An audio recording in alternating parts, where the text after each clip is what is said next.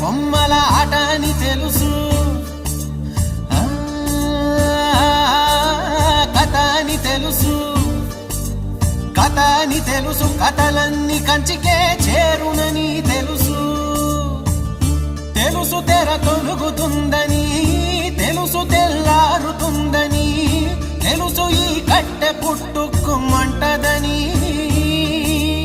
తెలుసు ఈ మట్టి మట్టిలో కలిసిపోతదని, ఎన్ని తెలిసి ఇరకాటంలో పడిపోతావో ఎందుకని మాయా